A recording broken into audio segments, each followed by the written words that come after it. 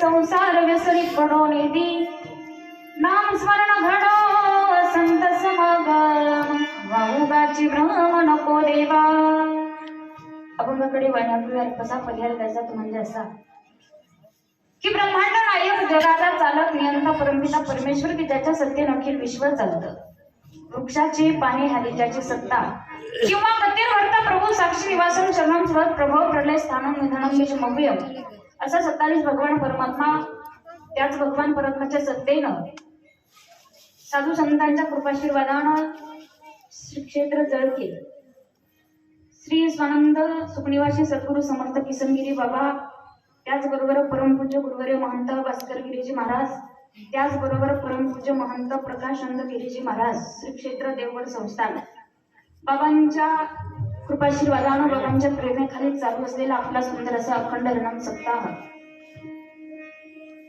श्री संगीत हनुमान चालीसा पारायण सोहळा आणि या सप्ताहामध्ये 4थ्या दिवसाची सेवा 3ऱ्या दिवसाची सेवा अर्थातच मागणीचं कीर्तन माझ्यासारख्या अल्पज्ञानी पामराकडे आलं हे मी माझं परमभक्ती समजते खऱ्या अर्थानं आपण सर्व गावकरी मंडळींच्या माध्यमातून ही सेवा माझ्यापर्यंत आली म्हणून अगदी सगळ्यांना मनापासून अंतःकरणापासून मी कोटी कोटी धन्यवाद देते सुंदर असं आपल्या सप्ताहाचं कीर्तनाचं वातावरण आपण या ठिकाणी सप्ताहाचं आयोजन नियोजन प्रयोजन आपण या ठिकाणी केलेलं आहे म्हणून सगळ्यांना मनापासून अंतःकरणापासून धन्यवाद देईल अभंगाचा भावार्थ अगदी साध्या सरळ सोप्या भाषेमध्ये अभंगाचा विस्तार मी करणार आहे पण या कीर्तनाला अगदी मला त्यांची सुंदर अशी साथ आहे त्यांनी सुरुवातीला पोडशी चाल गायली आदरणीय हरिभक्तपरायण गायनाचार्य कैलास महाराज चव्हाण या ठिकाणी उपस्थित आहेत त्याचबरोबर आदरणीय हरिभक्तपरायण सचिन महाराज पवार या ठिकाणी उपस्थित आहेत त्याचबरोबर आदरणीय हरिभक्तपरायण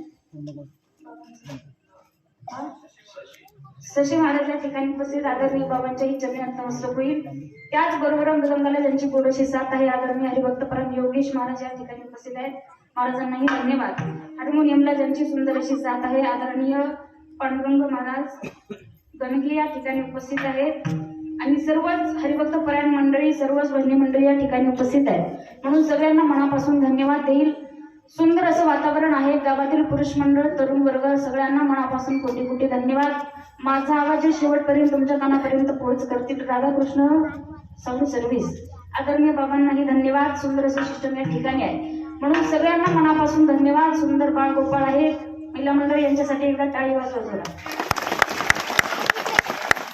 हीच खरी परमार्थाची आपली आदर्श पिढी आहे येणारी जी पिढी आहे खऱ्या अर्थानं ती छोटी छोटी मुलं जी कीर्तनात ताळगीन उभी राहतात आपली सर्वांची ही मुलं असतील महिला मंडळ आणि हीच काळाची गरज आहे सध्या परमार्थामध्ये म्हणून छोटे छोटे बाळगोपाळ आहेत त्यांनाही धन्यवाद गावातील पुरुष मंडळ, तरुण वर्ग, गावातील सरपंच, उपसरपंच सगळ्यांना मनापासून धन्यवाद.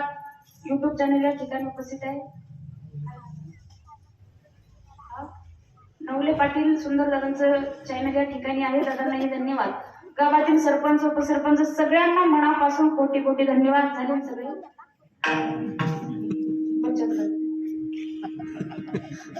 तुम्ही म्हणाले सगळ्यांचे नाव घेतले, आम्ही काय तुझं बांध करू.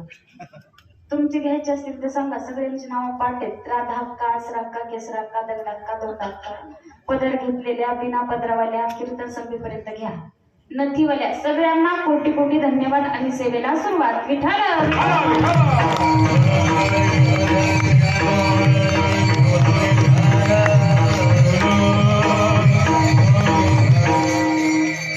आज कीर्तनाला आवर्जून उपस्थित असलेले आमच्याच गुरु भगिनी आदरणीय हरिभक्त परायण अनुष्ठिताई गुंड ताईंचे बाबा या ठिकाणी उपस्थित आहेत म्हणून काकांनाही धन्यवाद देईल. त्याचबरोबर आमच्या सोबत आलेल्या आमच्या आत्या आहेत. प्रवरा संगमला राहतात आत्या. आमच्या सोबत आलेल्या आत्या या ठिकाणी उपस्थित आहेत. सर्वच हरिभक्त परायण मंडळी, कीर्तनकार, कथाकार, प्रवचनकार सगळ्यांमध्ये भगवंताच्या नामचिंतनाला सुरुवात. विठ्ठल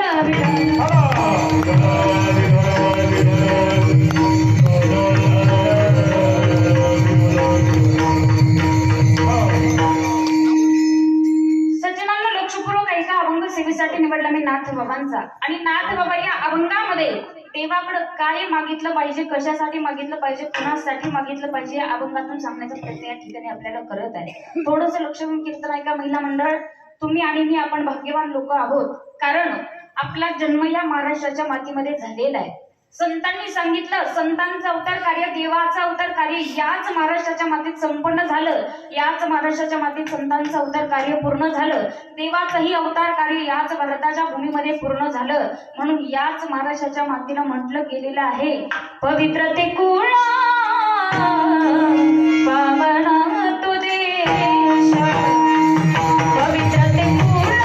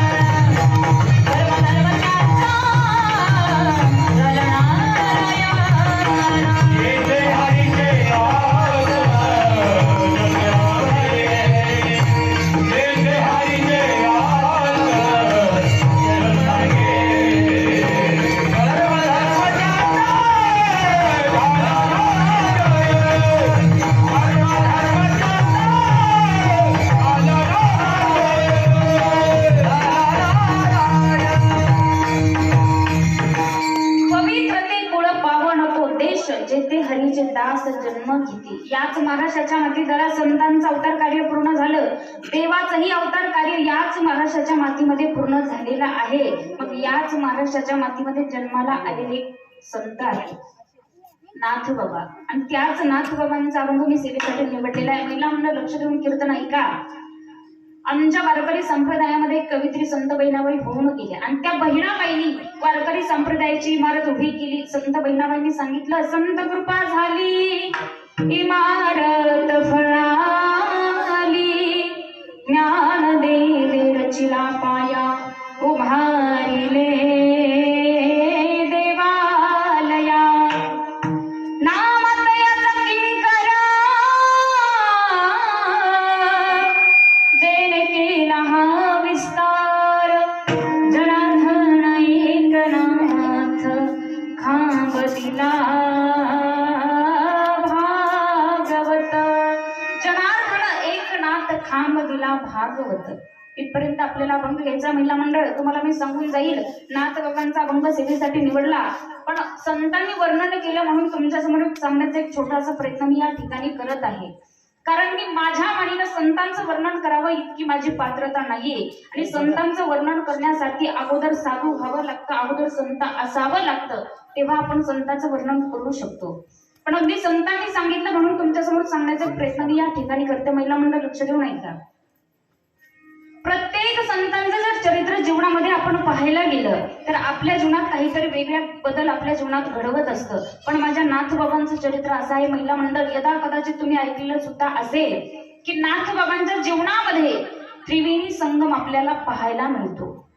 कारण नाथबाबा शांत आहेत, श्रीमंत आहेत आणि संत आहेत. महिला मंडळ, नाथबाबांचा पहिला गुण होता शांत.